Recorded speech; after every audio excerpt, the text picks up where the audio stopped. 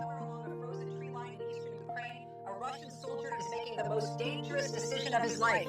Not whether to charge forward, not whether to hold the line, whether to believe in. Everything the Kremlin said was worth dying for, and cross over to the other side. And here's what nobody's telling you: he won't be alone.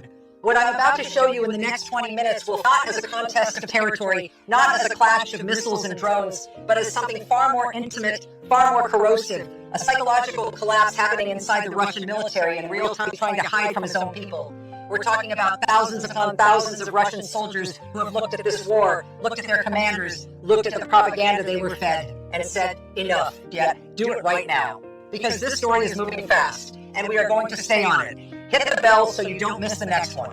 Let's go back to the beginning, not to February 2022, though the promise. Putin stood before his country and told them this would be a special military operation. 3 days, he said, maximum. A quick strike to neutralize what the Kremlin called a neo-Nazi threat, or they would be welcomed as liberators. They were told they were fighting Satanists, bioweapon developers, NATO puppets. They were handed a myth and a rifle, and they were sent across the border. That was over 3 combined death and injury toll on both sides has now surpassed 1 million people. 1 million. Putin's 3-day operation has metastasized into the bloodiest conflict in Europe since World War II. Pressured, deceived, are starting to do the math, and then they are starting to run. Here is where the numbers stop being abstract. Ukraine's military intelligence, the HUR, confirmed that over a district alone have abandoned their posts. That's just one district. A November 2024 report from the independent Russian investigative outlet iStories revealed something even 1,000 soldiers deserted the 20th Guards Motor Rifle Division stationed in Volgograd. Not a few disgruntled privates sneaking off in the night. We're talking 858 contracts, 6 junior officers, a major, and 2 lieutenant colonels. A document compiled by the division's own command laid it all out in black and white. Names, birthdays, ranks. The institution was, according to leaked data published by the exiled Russian outlet iStories and cited by the Moscow Times, at least 50,000 Russian soldiers have fled the military since the full-scale invasion began. Colonel presentation prepared for Russian government officials, obtained and analyzed by the Ukrainian intelligence community, Inform Napalm, and Frontelligence Insight, documented 5,500, including unauthorized absences in 2024 alone.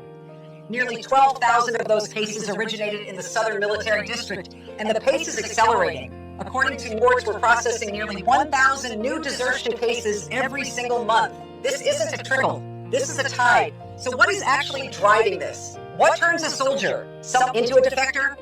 The answer isn't one thing. It's a perfect storm of betrayal, abuse, and broken promises. And it starts the moment these men cross the border, unraveled everything. Russian state television spent years painting Ukraine as an existential enemy, a corrupt satellite of NATO, a regime committing genocide against Russian speakers. These weren't fringe conspiracy theories. This was official doctrine, broadcast nightly on every state channel, and the soldiers believed it. Many of them believed it sincerely because they had been given no other information. Of a neo-Nazi fortress, they found cities, apartment buildings, playgrounds, children, normal people living normal lives, or rather, people who had been living normal lives before the tanks rolled in. As reported by multiple defector testimonies published by Ukrainian intelligence, when soldiers patrolled occupied streets and saw the fear in civilian eyes, when they watched apartment blocks crumble under their own, something broke inside them. The lie became visible, and once you see a lie that fundamental, you cannot unsee it. Consider the case of Senior Army Lieutenant Konstantin Yefremov, among 3 months as an officer in Ukraine's occupied Zaporizhzhia region. In testimony published following his asylum request in the United States, Yefremov described what he personally witnessed. Detainees shot in the arms and legs, multiple threats of sexual assault from fellow officers. I want what I witnessed, he said in a published statement, to become known to society so there only awaits me, in the best case, a lengthy prison term. But to hide and wait for them to come for you, that's humiliating. I can't be silent anymore. Received. Announcement number 2. The machine that devours its own. Now let's talk about conditions. Because even soldiers who still believed in the mission or told themselves they did war. Imagine you've enlisted. You've reported for duty. You arrive at the front line expecting a functioning military. What you find is something else entirely. Supplies are late or scarce. Medical care is nearly non-existent for troops in forward positions. This isn't speculation. These are recurring themes across dozens of verified defector accounts. Putin and his inner circle sit in rations and fight with equipment from a previous century. Take the ammunition problem. Reports have confirmed that Russian troops are routinely issued shells so poorly stored they become rusty, some faulty rounds that misfire, guns that jam. And then there is the equipment itself. One video circulating from the front lines shows a Russian soldier on a battlefield operating a 52mm D1 howitzer. That weapon is older than most grandparents alive today. Meanwhile, Ukraine is being supplied with the most advanced weapon systems its allies can provide. You do not need a military strategy degree to understand weapons, and the other brings relics from the Stalin era. As if the material conditions weren't enough, these men are being led by commanders whose instructions contradict each other, who routinely leave their promise that has proven hollow. Defectors have repeatedly described receiving conflicting orders that sent them into Ukrainian fire, promises of quick rotation off the front lines that never came. The command structure, as one defector told Ukrainian intelligence operators, does not care about the human cost. We were just numbers on a battlefield. Stop for a second and take that in. Just weren't supposed to be there at all. Here is where it gets truly damning. And this is the part the Kremlin works hardest to suppress. A significant portion of the men now fleeing this war never agreed to fight in it. Russia has been targeting men between 18 and 30, though in practice, much younger men have been swept up.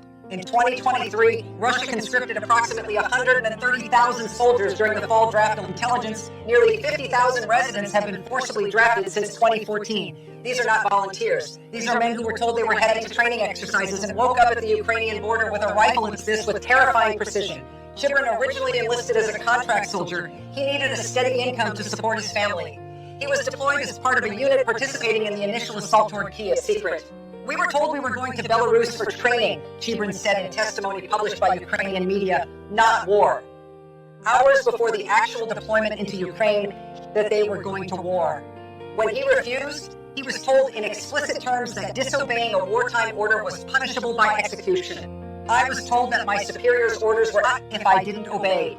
He was forced into an armored vehicle, one in which he noted the door handle was broken on the inside. He could not get out. He eventually escaped. Many have not, and are in operation in themselves. Establishing contact with Ukrainian forces requires encrypted messaging applications or burner phones to evade Russian military intelligence. Defectors must gather real-time intel terrain, identify local contacts and hiding spots. Many attempt to move at night or during intense engagements when surveillance is stretched thin. Most fail. They are caught by Russian forces and face imprisonment. 7,700 desertion cases have reached military courts with maximum sentences under Russian law of 15 years for desertion. Some are shot, but some make it. September 2022, by the main Directorate of Intelligence, has become a critical lifeline. It operates 24 hours a day, staffed by trained operators who provide psychological support, legal and encrypted communication tools. As of published reports, more than 300 soldiers have successfully defected through the program. Monthly applications hit nearly 3,000 in March 2023. Ukraine has also structured financial rewards to incentivize high-value defections. In 2022, pilot Maxim Kuzmanov surrendered along with his Mi-8 helicopter loaded with spare parts from cultivating this defection for a month. His family was moved to safety in Ukraine beforehand. He was rewarded $500,000. It was a strategic message broadcast to every Russian soldier. There is a way out, and it is worth taking.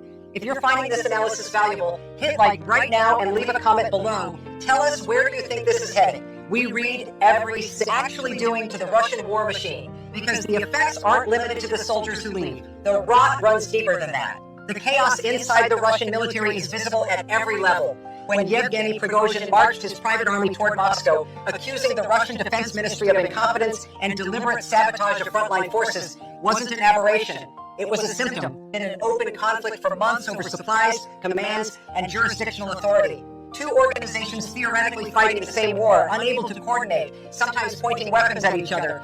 Some are captured, some are dead, some simply walk away, and each disappearance sends a tremor through the unit. Who is next? Who can be trusted? Is the soldier to my left loyal? The psychological atmosphere doesn't just lower morale, it paralyzes decision-making. It creates hesitation at exactly the moments when speed and cohesion are matters of life and death. As reported by the Kyiv Post, soldier codenamed Silver, a 24-year-old FPV drone pilot who defected through the Freedom of Russia Legion in 2024, didn't just walk away. Legion precise intelligence about Russian troop positions and operational plans. He also threw a grenade at his commanding officer. Ukrainian intelligence confirmed the operation at a press conference, and Silver had witnessed what he described as systematic war crimes carried out by his command, including extrajudicial executions, beatings, and extortion against both civilians and soldiers. He was operating inside one of Russia's most sensitive battlefield roles, and he was working against them for months before he left. How many more like him are still inside the system right now? Voila, the soldiers who stay, but who no longer believe, who provide intelligence, who sabotage equipment, who coordinate with partisan networks. According to the Kiev Post, the Ukrainian gets tactical information to disgruntled Russian servicemen and civilian contractors still operating inside Russian-controlled territory. Putin's military is not just bleeding from the front. It is on television right now. This reality does not exist. Kremlin-controlled media portrays defectors as mentally unstable, cowardly, or victims of Ukrainian psychological warfare. The word information eventually leaks. Families of missing soldiers don't simply accept silence. As of January 2025, Ukraine had received requests via its I Want to Find platform from Russian relatives. These are families in Russia, inside the country, quietly acknowledging that something catastrophic has happened to someone they love, and that the state will not tell them what. That's a political time bomb with paths this leads to. Path 1. The pressure becomes unsustainable faster than expected. Defections continue accelerating. Internal intelligence leaks multiply. The 1,000 July 2024 become 2,000, then 3,000. At some point, the calculus for individual units inverts. The risk of staying starts to look greater than the risk of leaving. That, combined with catastrophic casualty rates, The Economist, based on satellite data and over 200 independent estimates, reported in October 2025 that Russia, since the start of that year alone, with over 100,000 killed in the first 9 months of 2025, the Russian military faces a structural crisis it cannot paper over with fresh constraint holds. Russia keeps grinding. Its population is large enough, its political repression effective enough, that desertion remains a manageable problem rather than a fatal one. Each new one's left. Men from remote regions, men without money to flee, men who are told in no uncertain terms that resistance is death. The war becomes a machine that feeds itself with human misery to deny Ukraine outright victory.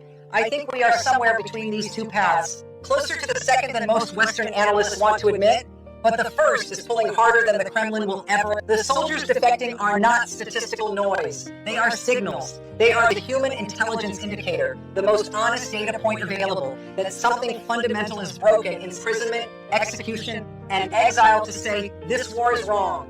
I was lied to. I will not do this anymore. Some of them brought helicopters. Some brought intelligence. And some, like Maxim Kuzmanov, paid for that choice with their lives. His body found near a property in Spain's eastern coast in February 2024, alongside false documentation. The long reach of the Kremlin does not stop at borders, but neither does the truth. The defectors keep coming. The hotline keeps ringing. The documents keep leaking. And somewhere right now, another Russian soldierly brief. Subscribe if you haven't. Share this with someone who needs to understand what's actually happening inside this war. Because what we're watching is not just military history, it's human history. And the real question, the one, does the scale of these defections represent the beginning of the end for Russia's ability to sustain this war? Or has Putin already calculated that he has enough bodies to absorb this hemorrhage indefinitely? And if you were outgunned...